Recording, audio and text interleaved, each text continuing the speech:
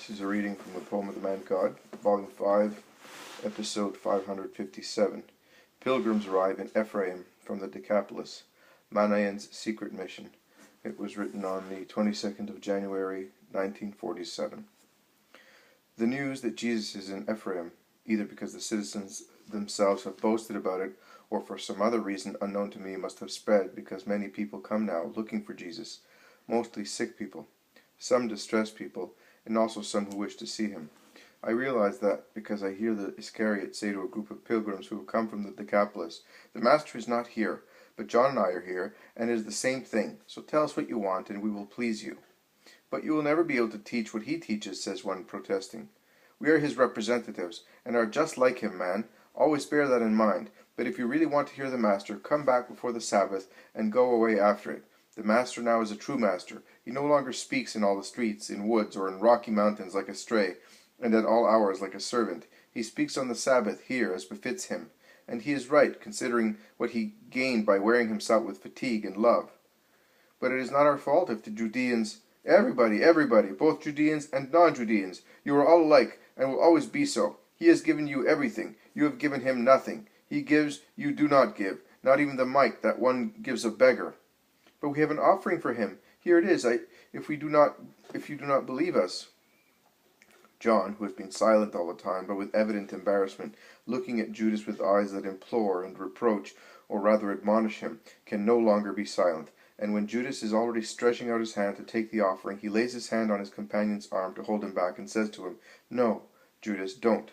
You know the Master's order." And he addresses the pilgrim, saying, "Judas has explained himself badly, and you have misunderstood him. That is not what my companion meant. It is only an offering of sincere faith, of loyal love that my companions, you, everybody must give for what the Master gives us. When we traveled around Palestine, he accepted your offerings because they were necessary for our journeys, and because we met with many beggars, or we became acquainted with concealed miseries. Now, here we need nothing. May Providence be praised for that, and we do not meet with beggars. Keep your offering, and give it to distressed people in Jesus' name. That is the desire of our Lord and Master, and the order he gives to those among us who go evangelizing through the various towns. If you have sick people with you, or anyone really needs to speak to the Master, tell us, and I will look for him where he withdraws to pray, as his spirit is eager to collect its thoughts in the Lord." Judas grumbles something between his teeth, but he does not contradict openly. He sits beside the fireplace in which the fire has been lit, as if he wished to take no further interest in the matter. "Actually, we are not in need of anything special, but we heard that he was here, and we crossed the river to come and see him. But if we have done wrong, no, brothers, it is not wrong to love him and to look for him also, by going to a lot of trouble and fatigue. And your goodwill will be rewarded. I will go and tell the Lord that you are here, and he will certainly come. And if you should not come, I will bring you his blessing." And John goes out into the kitchen garden to go and look for the Master. "Never mind, I will go," says Judas imperiously, and he stands up and runs out. John looks at him go away and does not make any objection. He goes back into the kitchen where the pilgrims are thronged, but almost at once he suggests, "Shall we go and meet the Master? But if he did not want—" "Oh, please do not attach importance to a misunderstanding. You are certainly aware of the reasons why we are here. It is other people who compel the Master to take these measures of restraint. It is not according to his will or his heart. He is always as fond of you as ever. We know that. On the first days after the ban was announced publicly, everybody was looking for him beyond the Jordan, and wherever they thought he might be, at Bethabara, at Bethany, at Pella, and at Ramoth Gilead, and also farther away. And we know that the same happened in Judea and in Galilee. The houses of his friends were closely watched, because, if many are his friends and disciples, many also are those who are not such, and who think they serve the Most High by persecuting the Master. Then searches suddenly stopped, and the rumor spread that he was here. But who told you?" "His disciples." "My companions? Where?" "No, none of them. They were different, new ones, because we never saw them with the Master, or with the old disciples. In fact, we were surprised that he should send people unknown to us to tell us where he was. Then we thought that he might have done it because the new people were not known to the Judeans as his disciples." "I do not know what the Master will say to you, but I think that as from now on you should listen only to the familiar disciples. Be prudent. Everybody in this country knows what happened to the Baptist. Do you think that If John, who was hated only by one woman, was captured and killed, what will happen to Jesus, who is hated both by the royal palace and the temple, as well as by the Pharisees, scribes, priests, and Herodians? So be on the alert, so that later you may not have to repent. But here he comes. Let us go and meet him. It is the dead of night, a moonless but starry night. I could not say what time it is, as I cannot see the position or the phases of the moon. I can only see that it is a clear night. The whole of Ephraim has disappeared in the black veil of the night. The torrent also is only a noise, nothing else. Its foaming and sparkling have completely disappeared under the green vault of the trees on its banks, as they hinder the faint light of the stars. A night bird is moaning somewhere. Then it becomes silent because of the rustling noise of broken branches and reeds, a noise that comes nearer and nearer the house, following the torrent and coming from the mountainside. Then a tall, strong figure comes up from the bank onto the path that climbs towards the house. It stops for a moment, as if it wanted to find its bearings. It grazes the wall, groping with its hands. It finds the door. It touches it lightly and goes on. Still groping, it turns the corner of the house and proceeds as far as the little gate of the kitchen garden.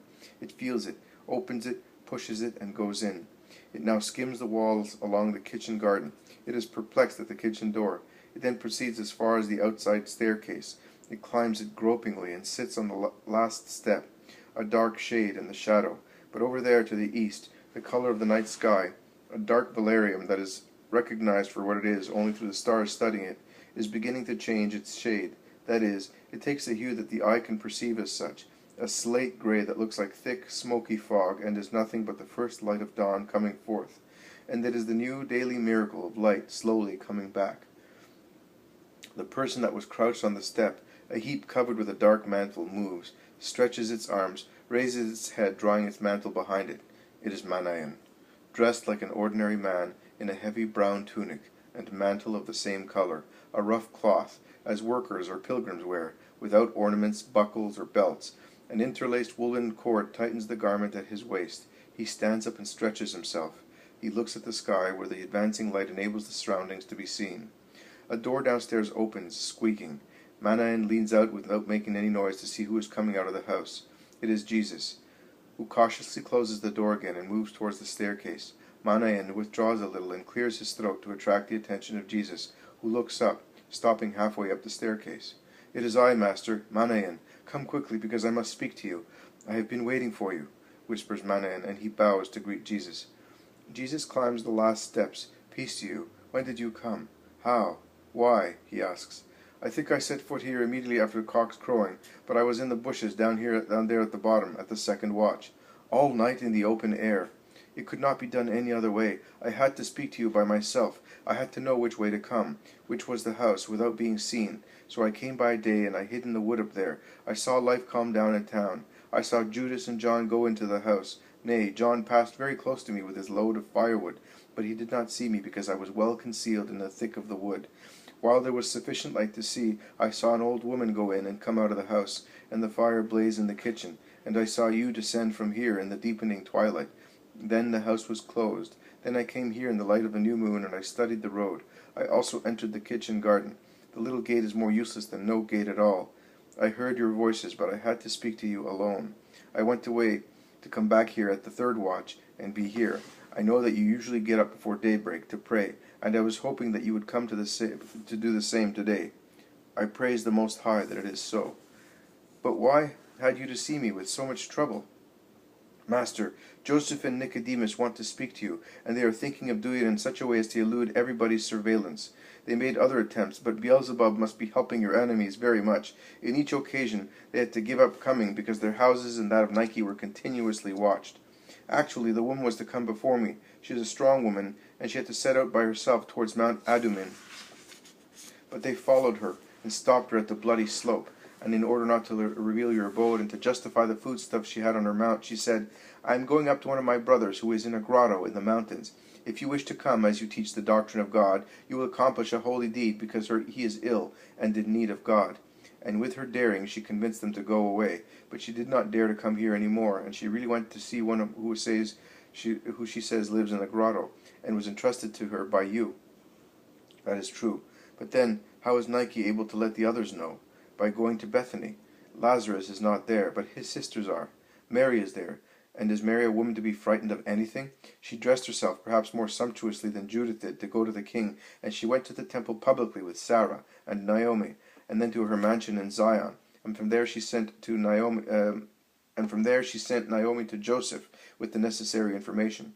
And while the Jews cunningly sent people to her house to honor her, and everybody could see her, the mistress of the house, old Naomi, wearing modest clothes, went to Bezetha to inform the elder. It was then agreed that I should come, as I am the nomad who does not rouse suspicion if I am seen riding at full gallop from one of Herod's dwelling places to another, to tell you that on Friday night Joseph and Nicodemus, the former coming from Arimathea, the latter from Ramah, will meet before sunset at Gophena, and will wait for you there. I know the place and the road, and I will come here in the evening to take you there. You can trust me, but trust me only, master. Joseph begs you not to let anybody know that we are meeting, in everybody's interest. Yours also, Manaen? Lord, I am I, but I have no wealth or family interests to protect as Joseph has, and that confirms my statement that material riches are always a burden, but you can tell Joseph that no one will be informed of our meeting. I can go then, master. The sun has risen and your disciples may get up. You may go, and God be with you. I will come with you to show you the spot where we shall meet on Friday night. They go downstairs without making any noise, and they go out of the kitchen garden and descend at once to the banks of the torrent.